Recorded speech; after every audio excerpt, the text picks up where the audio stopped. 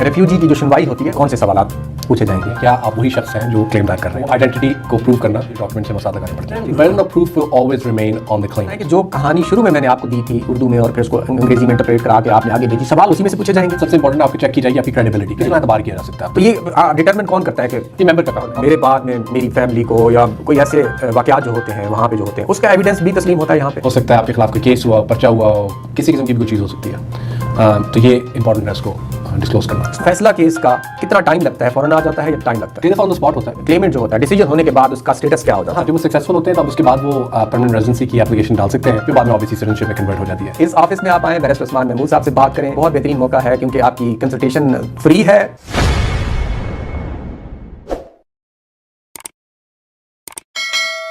जी नाज़रीन, welcome back Urdu world से आपको दोबारा खुशामदीद। और इंतहाई दिलचस्प टॉपिक हमारा आज चल रहा है और आप यूनिक टॉपिक है, पहले कभी आपने इस तरह की चीज़ जो है किसी प्रोग्राम में नहीं सुनी होगी। आज हम प्रॉपर एक रेफ्यूजी की जो सुनवाई होती है उसका एक मॉक जो है उस्मान साहब से डिस्कस कर रहे हैं। तो सर हम ये डिस्कस कर रहे थे कि कौन से सवालात पूछे जाएंगे।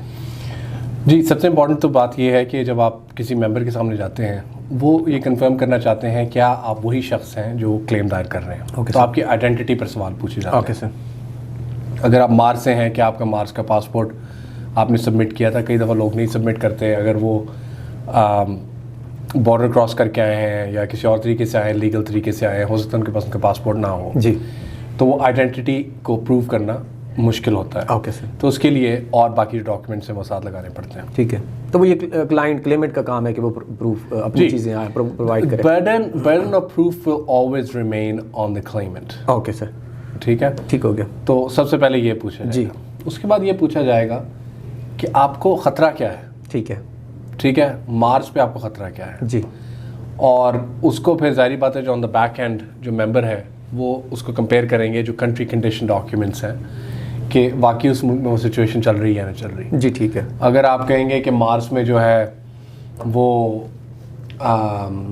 कोई आप क्लेम बताएंगे जो असल में वहाँ पे नहीं हो रहा जी, तो उसको कंट्री कंडीशन डॉक्यूमेंट्स के साथ कंपेयर करेंगे और देखेंगे वहाँ पे तो वाकई ऐसी चीज़ नहीं हो रही है, इनका तो क्लेम जो है वो कोरॉबरेट नहीं कर रहा उस चीज़ से। ठीक है। लेकिन आप कहेंगे कि हाँ मेरा उस पॉलिटिकल पार्टी के साथ ताल्लुक़ है और उस पॉलिटिकल पार्टी के साथ ये सिचुएशन हो रही, फिर जो ग्राउंड रियलिटी है या जो कंट्री कंडीशन डॉक्यूमेंट्स हैं उसके मुताबिक जो मेंबर है वो ये देखेगा कि वाकई ही आपको, तो इसलिए इसके लिए आपको सवालात पूछे जाएंगे कि क्या आप उस XYZ पॉलिटिकल पार्टी के साथ आपका ताल्लुक़ है। अगर आपको उस XYZ पॉलिटिकल पार्टी के साथ ताल्लुक़ है तो उससे मुतालिक एविडेंस आपने प्रोवाइड किया है। अगर नहीं प्रोवाइड किया तो हो सकता है कि उसके मुतबादिल आपसे सवालात ऐसे पूछे जाएँ जो यकीन दहानी कराएंगे उस मेंबर को कि आप का जो क्लेम है वो जेन्युइन है।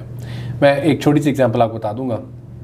मेरी एक क्लाइंट थी, वो उनका ताल्लुक़ एक मुल्क से था, ठीक है, और वो US में अनलॉफुली बड़े कई अरसे से रह रहे थे। I don't exactly remember, I think 20 years, 20 साल से वो, उनके पास कोई डॉक्यूमेंट्स नहीं थे। Oh my god. She had no documents.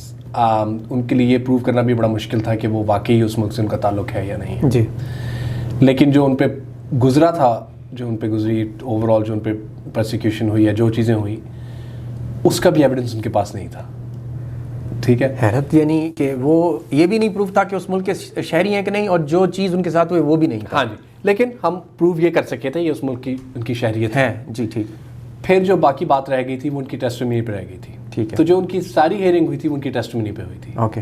और वो अल्हम्दुलिल्लाह हम केस जीत गए और उस पर हमने फोकस सारा टेस्टिमनी पे किया। ठीक है। और ये हमने दिखाया जो कंट्री कंडीशन डॉक्यूमेंट से है कि जो इनकी सिचुएशन में जो शख्स होगा उसको क्या इसी किस्म के मसाइल होंगे। तो ये documentary evidence is not everything. Okay. तो इसलिए जब भी मेरे पास कोई क्लाइंट आते हैं कहते हैं हमारे पास तो एविडेंस है नहीं। ठीक है। तो मैं उनसे सबसे पहले बात, तो मुझे सबसे पहले तो इशारा यही मिलता है कि उनका क्लेम जेन्युइन है। ठीक है। अगर वो ये कह रहे हैं मेरे पास कोई एविडेंस नहीं है तो इसका मतलब जेन्युइन है, क्योंकि अपनी जान जो बचा के भाग रहा है जी जी, वो प्री प्लान नहीं अपना था। बैग तो नहीं पैक करके सही निकलेगा, कह रहे वो तो निकल जाएगा। अब मुझे ये बताएं कि जो कहानी शुरू में मैंने आपको दी थी उर्दू में और फिर उसको अंग्रेजी में इंटरप्रेट करा के आपने आगे भेजी, सवाल उसी में से पूछे जाएंगे? ज़रूरी उन्हीं में से पूछे जाएंगे और सबसे इंपॉर्टेंट आपको चेक की जाएगी आपकी क्रेडिबिलिटी का उर्दू में जो ख़ास जो तर्जमा है वो ये है कि सच्चाई जो है, सच्चाई कितना एतबार किया जा सकता है। तो ये डिटरमिन कौन करता है कि ये मेंबर का काम है। वो मुख्तलिफ किस्म के आपसे सवालात पूछेंगे और वो जो लिटमस टेस्ट उनका डिफरेंट किस्म का है उसमें वो डिटरमिन कर सकेंगे कि बाकी आपकी बात में सच्चाई है या नहीं है।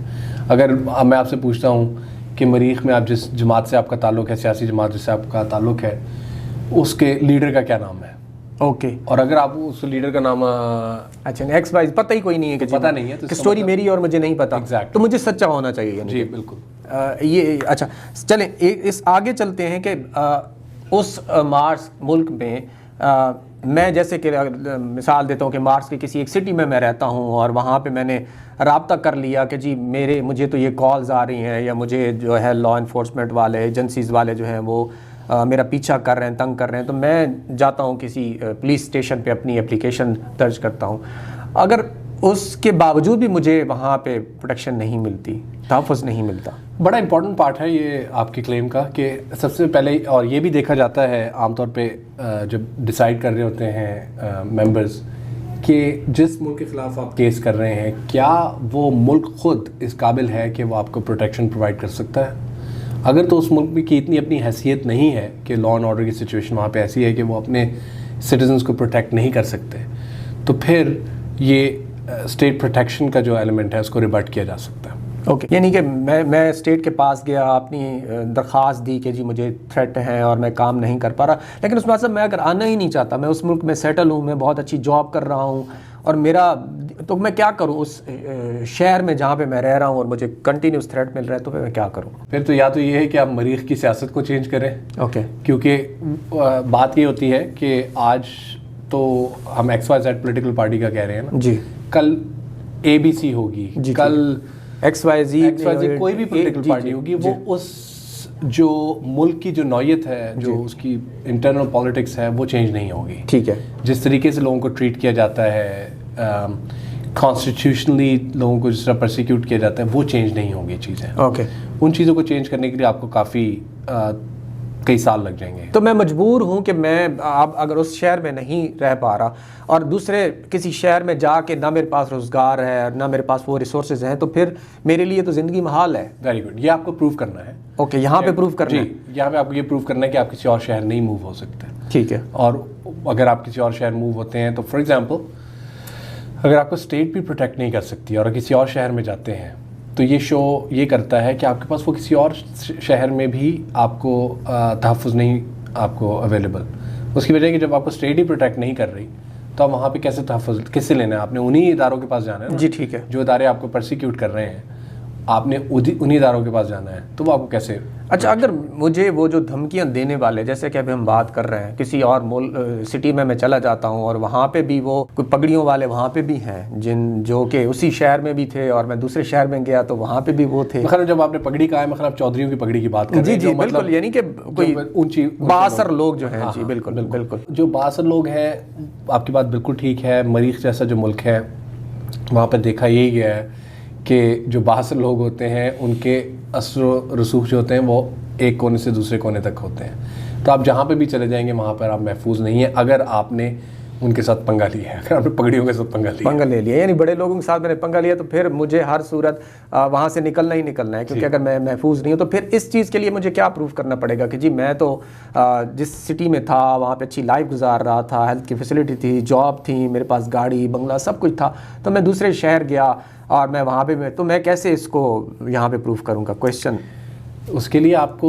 मुख्तलिफ़ किस्म के एविडेंस होंगे। फॉर एग्जांपल मैं एक एग्जांपल कह रहा हूँ कि आप मरीख के एक शहर वीनस चले गए जी। अब उस शहर वीनस में आपको आप किसी अपने दोस्त एलियन के पास जाके रहते हैं, ठीक है। वो एलियन साहब जो होते हैं वो आपके नाम का एक एफिडेविट देंगे कि ये शख्स मेरे पास आया था और ये मेरे पास आके रहा था उतनी देर के लिए। इसके अलावा तो और कम ही आपके पास एविडेंस होंगे। हाँ देखिए, स्काई इज योर लिमिट कि आप एविडेंस कहाँ से। कई दफ़ा लोग फेसबुक पे लगा देते हैं स्टेटस, जी I am in Venus right now eating burger in Tim Hortons, ठीक है। تو وہ بھی آپ کے پاس ایویڈنس، دیکھو اس تاریخ کو میں یہاں پر تھا. یہ اب آپ نے پروف کرنا ہے کہ اس تاریخ کو آپ وہاں پہ تھے. اچھا اب سر وہ ساری چیزیں میں نے اپنے مارس پہ بھگتا لیں اور میں کسی طریقے وہاں سے اسکیپ ہو کے آ گیا، کینیڈا پہنچ گیا. تو مجھے یہ بتائیں کہ اگر بعد میں کوئی چیز، یعنی میں یہاں پہ آ جاتا ہوں اور میرے بعد میں میری فیملی کو یا کوئی ایسے واقعات جو ہوتے ہیں وہاں پہ جو ہوتے ہیں، اس کا ایویڈنس بھی تسلیم ہوتا ہے یہاں پہ؟ جی وہاں دیکھیں جو آپ کا کلیم دائر کرنے کے بعد یا کینیڈا آنے کے بعد جو آپ کو اور بھی جو آپ کے کیس سے ریلیٹڈ جو انفارمیشن ہے اس کو بھی آپ ڈالیں گے اپنی اسٹوری میں، جس میں ہو سکتا ہے کہ آپ کی فیملی کو مزید تھریٹ ہوا، ہو سکتا ہے آپ کی فیملی موو ہو گئی ہو سکتا ہے آپ کے خلاف کوئی کیس ہوا ہو، پرچہ ہوا ہو، کسی قسم کی بھی کوئی چیز ہو سکتی ہے. تو یہ امپورٹنٹ ہے اس کو ڈسکلوز کرنا. عثمان صاحب آپ نے تو بالکل ہی آج کھلی کتاب کی طرح یہ ساری چیزیں جو ہیں وہ کلائنٹس کو، ناظرین کو بیان کر کے رکھ دی. Khan Academy style. جی خان اکیڈمی سٹائل. تو ناظرین اس سے زیادہ اوپنلی آپ کیا چاہیں گے؟ مجھے اور مزید اس سے کوئی سوال جو ہے وہ نہیں نکل رہا، کیونکہ مارس کو ہم نے ڈسکس کر لیا اور مارس میں موجود مخلوق کو ہم نے ڈسکس کر لیا. اور اگر آپ مارس سے آ رہے ہیں تو بیرسٹر عثمان صاحب کے پاس ضرور آئیں گے، کیونکہ یہ بھی مارس کے باسی رہ چکے ہیں اور ابھی بھی مارس کے باسی ہیں، اور بہت اچھے طریقے سے آپ کو گائیڈ کریں گے، قانون کے ماہر ہیں. عثمان صاحب یہ ساری چیزیں اگر دیکھ کے ممبر یا وہ جج سیٹسفائیڈ ہو جاتا ہے تو کیا فیصلہ کیس کا کتنا ٹائم لگتا ہے؟ فوراً آ جاتا ہے یا ٹائم لگتا ہے؟ کئی دفعہ آن دا اسپاٹ ہوتا ہے. Majority of my cases that I have seen recently اس میں آن دا اسپاٹ جو ہے وہ ہمیں ڈیسیجن دے دی جاتی ہے. پازیٹیو آؤٹ کم ہو تو ظاہری بات ہے بہت ہی اچھا ہوتا ہے. وہ عام طور پر آپ کو پتہ لگ جاتا ہے. تو اس کے بعد یعنی وہ ریفیوجی کلیمنٹ جو ہوتا ہے ڈیسیجن ہونے کے بعد اس کا سٹیٹس کیا ہو جاتا ہے؟ ہاں جب وہ سکسیزفل ہوتے ہیں تو اب اس کے بعد وہ پرماننٹ ریزیڈنسی کی اپلیکیشن ڈال سکتے ہیں. اوکے.